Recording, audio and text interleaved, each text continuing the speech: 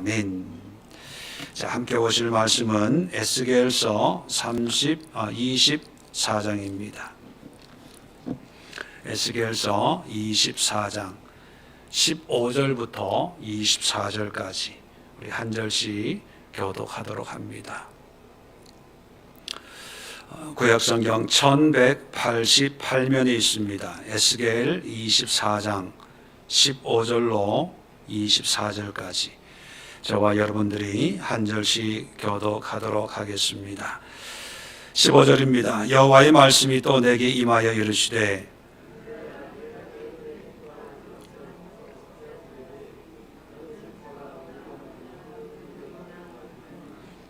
죽은 자들을 위하여 슬퍼하지 말고 조용히 탄식하며 수건으로 머리를 동이고 발에 신을 신고 입술을 가리지 말고 사람이 초상집에서 먹는 음식물을 먹지 말라 하신지라.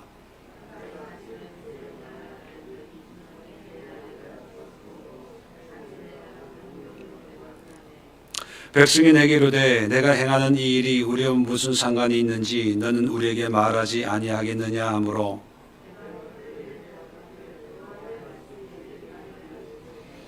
너는 이스라엘 족속에게 이르기를 주 여호와의 말씀에 내 성소는 너희 세력의 영광이요 너희 눈의 기쁨이요 너희 마음의 아낌이 되거니와 내가 더럽힐 것이며 너의 버려둔 자녀를 칼에 엎드러지게 할지라.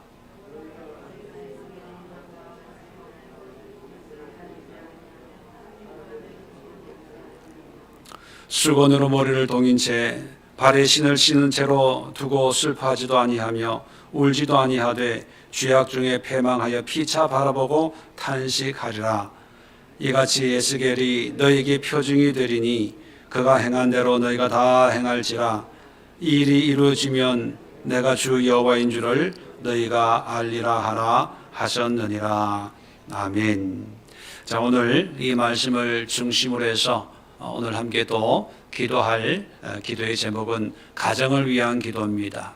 우리의 가정의 모습이 오늘 말씀을 통해서 네 가지 기도의 응답처럼 사용되고 또 하나님 앞에 쓰임받는 그런 가정을 위해서 함께 기도하도록 하겠습니다.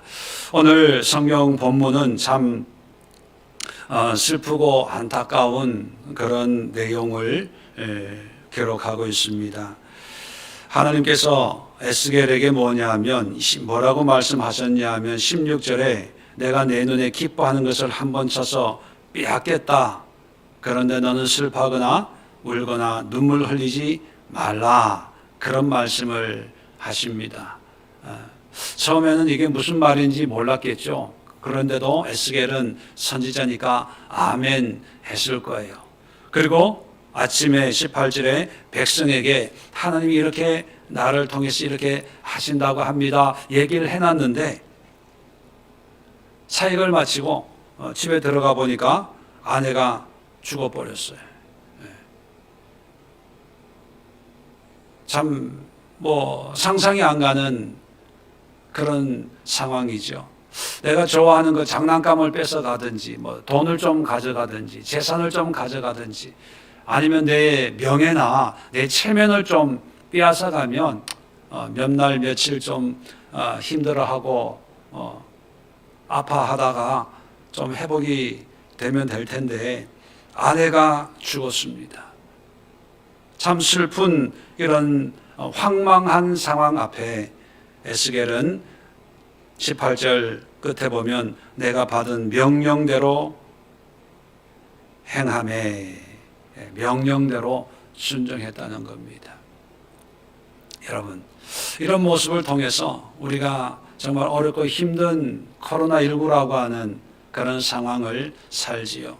에스겔도 포로 생활이라고 하는 정말 끔찍한 그런 하나님의 재앙의 심판의 삶을 살고 있는데 위로는 못해줄 망정 거기다가 아내까지 하루아침에 약도 한번 써보지 못하고 병원 한번 가보지 못하고 그냥 작별 임종도 못하고 죽어버리는 거예요.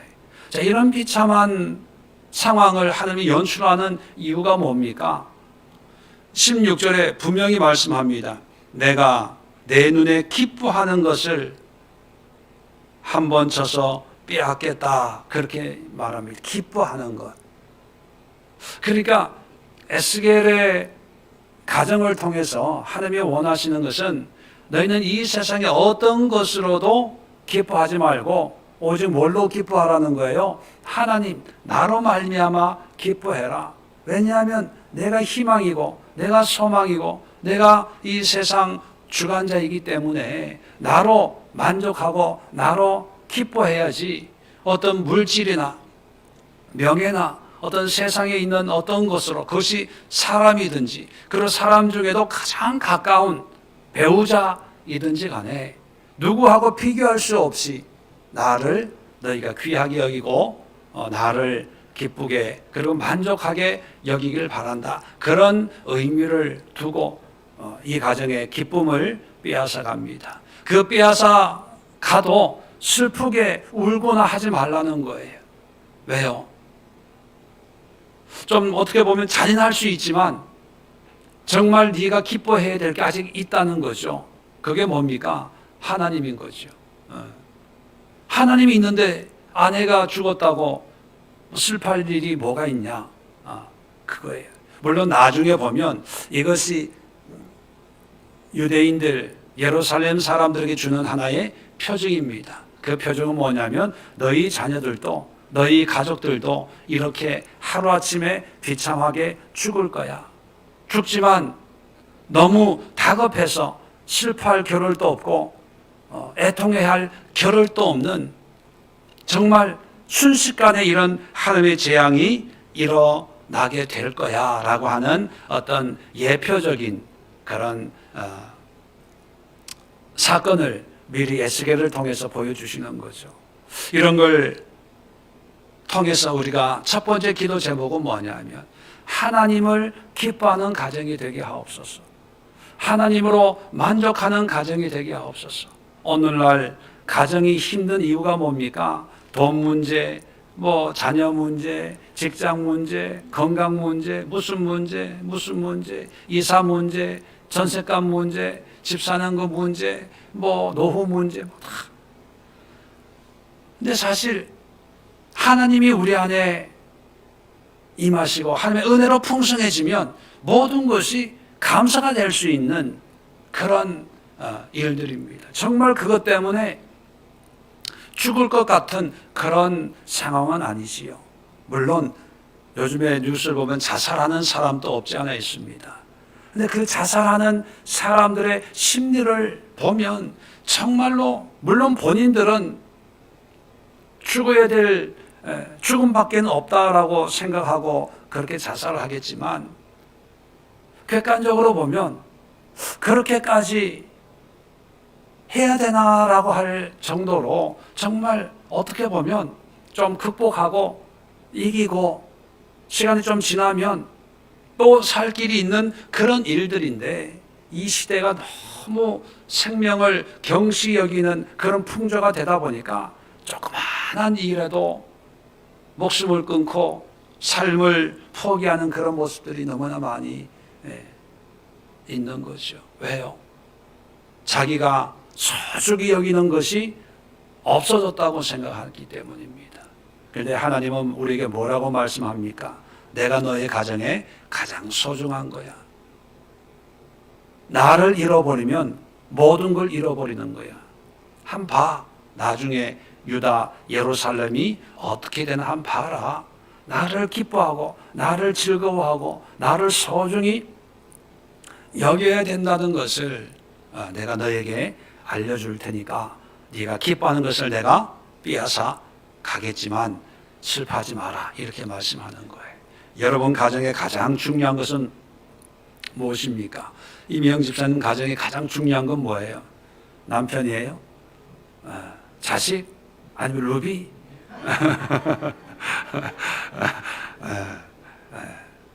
재산 목록 1호를 다 바꾸세요.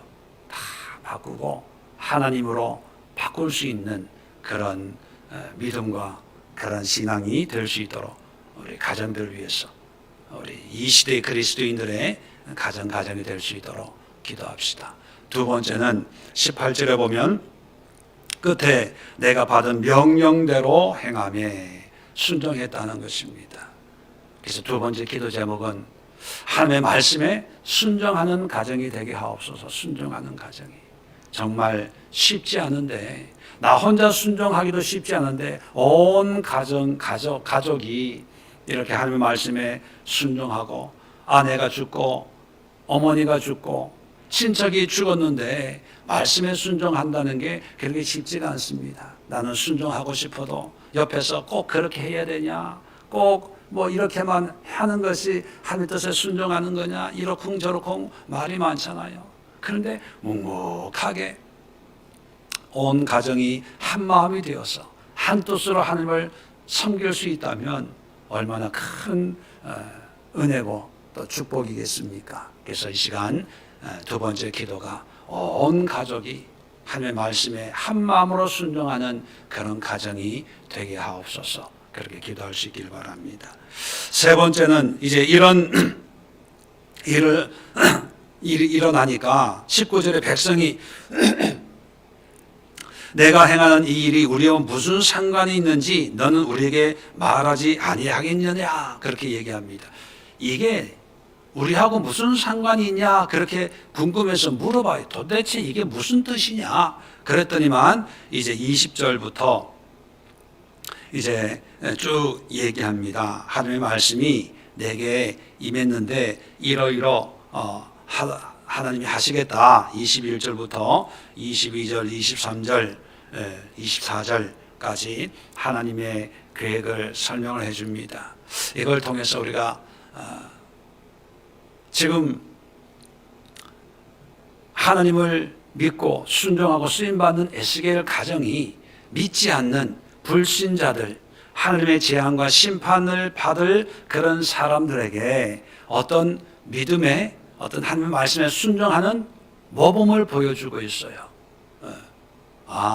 물론 그들은 이렇게 에스겔처럼 하나님을 섬기진 않지만 하나님께서 먼저 에스겔을 통해서 24절을 보면 표징이 되리니, 표징이 뭐냐면 사인이라는 거예요. 다시 말하면 사인은 뭐예요? 다른 사람들이 보고 깨달으라고 하는 거거든요. 그래서 우리가 세 번째 기도 제목은 뭐냐면 우리 믿음의 가정들이 이 세상 불신 세상 속에서 하나님의 표징이 되기를 기도해야 돼. 모범이 되게 해주세요. 모델이 되게 해주세요. 믿음의 표지판이 되게 해주세요. 하나님의 구원의 표징이 우리 가정이 되게 하옵소서. 믿음의 표징이 되게 하옵소서. 순종의 표징이 되게 하옵소서. 모범이 되어야 됩니다. 그래서 불신자들, 믿는 사람들은 말할 것도 없고 안 믿는 사람들도 우리 믿음의 가정을 보면서 이렇게 살아야 돼. 이렇게 가정은 이래야 돼. 이렇게 행동하고 이렇게 말하고 이렇게 해야 돼. 그런 가정이 돼야 되는 거예요. 근데 반대라고 한번 생각해 보세요. 하나님을 믿는 가정인데 저렇게 살면 안 돼. 저렇게 처신하면 안 돼. 어떤 분들은 신지 중에 교회 다니는 사람 때문에 시험 받아가지고 죽어도 교회는 안 나간다. 교회는. 왜 교회 나갔다 나도 저렇게 될까봐. 근데 왜 그러냐 하면 그렇게 바라보는 그 교회 다니는 가정은요, 교회는 열심히 다녀요.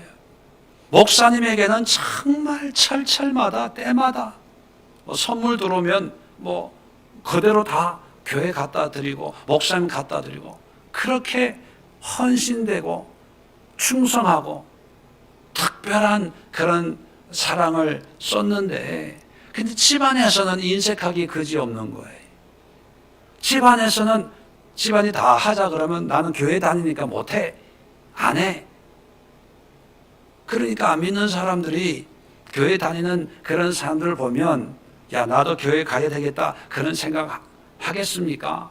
나도 교회 다니다 보면 저렇게 되면 생각만 해도 끔찍하다 이렇게 생각하겠습니까?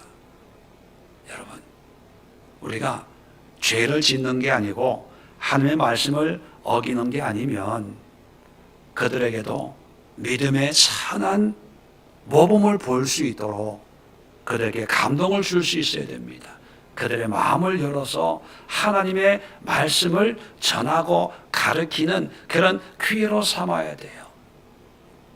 그래서 이제는 우리 한국교회나 우리의 신앙이 성숙했으니까 우리 가정, 나의 신앙, 우리 자녀의 신앙만 생각하지 말고 우리의 모습으로 인해서 다른 주변에 있는 사람들이 하나님을 알고 또 우리의 언행 이런 행동을 통해서 하나님의 말씀을 에스겔처럼 전할 수 있는 그런 기회를 만드는 그런 모범이 되는 모델이 되는 표징이 되는 그런 가정으로 세워달라고 우리 기도합시다. 마지막으로 24절에 보면 이같이 에스겔이 너에게 표징이 되리니 그가 행한 대로 너희가 다 행할지라 이 일이 이루어지면 내가 주 여호와인 줄을 너희가 알리라. 자, 이 모든 목적은 뭐냐면 하나님이 추구하는 목적은 뭐냐면 내가 주 여호와인 줄 알리라. 하나님이 하나님인 것을 알려주기 위해서 에스겔의 가정을 사용하고 있다는 거예요. 그렇게 보면 포로로 끌려갔어요. 세상적으로는 바랄 게 없어요. 희망이 없으니까. 그리고 포로 생활이 얼마나 편하겠습니까? 그런 삶 속에서 하나님의 사역자로 헌신하는 그런 상황이니까 많은 어려움이 있고 고난이 있었을 거예요. 그런데 중요한 것은 뭐냐면 그럼에도 불구하고 하나님 앞에 쓰임 받는다는 거예요. 하나님의 복음을 전하는 도구로 하나님의 뜻을 전하는 그런 표징으로 이 모양 저 모양으로 쓰임 받는다는 거예요. 우리가 쓰임 받고 싶을 때는 예루살렘 성전에서 멋있게 예복을 입고 화려한 어떤 그런 연출 속에서 존경과 칭찬과 인정을 받도록 이렇게 멋있게 쓰임 받으면 얼마나 좋겠습니까? 근데 그렇게 쓰임 받는 사람도 없지 않아 있어요. 화려한 조명을 받으면서 쓰임 받는 사람도 있습니다. 그런데 또 쓰임 받는 사람들은요, 세상에 몰라주는 저 어두컴컴한 곳에서 남루하고 허름한 옷을 입고 정말 보잘것없는, 아니 가정의 아내가 갑자기 급사했는데 그 급사한 그 죽음까지도 하나님 앞에 쓰임 받는다는 거예요. 사람들이 보면 어떻게 그렇게 정말 고달프겠다, 힘들겠다, 어떻게 아내가 죽었는데 울지도 못해, 장례도 못 치러, 그런 하나님이 어디 있어? 그렇게 얘기할 거예요. 그런데 하나님은 이 에스겔을 정말 이 모양 저 모양으로 끝까지 에스겔을 붙들고 하나님의 도구로 사용하신다는 거예요. 저는 목회를 하면서요, 늘 감사하고 감격스러워하고 또 늘 행복하게 사는 게 뭐냐면 하나님의 사역에 작은 부분이지만 쓰임 받는다는 그런 감격이 있어요. 물론 목회를 하기 때문에 쓰임 받는다는 그런 의미만 있는 게 아니라 하나님을 믿고 하나님 앞에 내가 가지고 있는 시간이나 이런 모든 것을 주님 앞에 도구로 쓰임 받는데, 특히 저 같은 사람을, 자격이 없는 저를 목회자로 하나님이 부르셔서 이렇게까지 부족하지만 이렇게까지 사용하시고 또 이런 기회를 주셨다는 것에 늘 감사하고 감격해 합니다. 그래서 성도들 보고 뭐라고 잔소리하고 할 적이 없어요. 왜요? 아니, 내 자신만 봐도 이게 이럴 사람이 아닌데 이러고 있으니까 너무 고마운 거예요. 어떤 때는요, 제 스스로가 제가 쟤한테 그냥 은혜 받고 감사하니까 교인들한테 별로 스트레스를 안 받아요. 교인들 보면 늘 고맙고 귀하고 소중하고, 어떻게 사람 보는 눈이 없어도 너무 없다, 이런 목사를 보고 또 하나님을 섬기려고 이렇게 이 멀리까지 찾아왔나 이런 마음을 가지고 있는 거지요. 여러분, 가장 의미 있는 인생이 하나님 앞에 쓰임 받는 거예요. 물질, 명예, 권세 물론 좋아요. 그런데 그것은 유한하거든요. 그건 상대적인 거예요. 아무리 부자여도요. 이건이 아니고 이제 죽었으니까 누구죠? 이재용, 교도소 갔으니까 뭐 더 재벌 앞에 서면요 기가 죽어요. 기가 죽어. 제가 아는 분이 현대그룹에 이제 뭐 사회가 되려고 그래요. 근데 그 집을 가보면 전국의 별장이 있대. 전국의 별장이. 그런데 그런 집에 가가지고는요, 우리 집이 20억이다, 30억이다 명함을 못 내밀어요. 얼마 전에 뉴스에 나왔잖아요. 맨하탄에 아파트를 얼마에 샀다고요? 65억인가 75억인가. 그런 집에 가가지고 우리 집 4억 5천인데 명함을 못 내면 물질이 그런 거예요. 명예도 마찬가지예요. 명예도. 트럼프 보세요. 기고만장하다가 땡 하면은 끝나는 거예요. 그런데 이 하나님 앞에 쓰임 받는 거는요, 이 땅에서도 명예롭고 또 저 세상에도 명예로운 거예요. 그래서 우리 교인들이 다 하나님 앞에 쓰임 받는 그런 일꾼들 됐으면 좋겠어요. 그래서 누구나 다 에클레시아 리더가 되고 에클레시안들이 되어서, 물론 그분들만 쓰임 받는 게 아니죠. 이 모양 저 모양 다 쓰임 받았으면 좋겠어요. 우리 가정들도 마찬가지입니다. 그래서 이 시간 기도합시다. 하나님, 우리 가정이 주님 나라에 쓰임 받는 도구가 되게 하옵소서. 나의 기쁨도 쓰임 받지만 나의 슬픔까지도 쓰임 받는 그런 도구가 되게 하옵소서. 한 번밖에 없는 이 인생의 기회를 그저 이 세상을 위해서 살다가 한 인생을 끝마치는 것이 아니라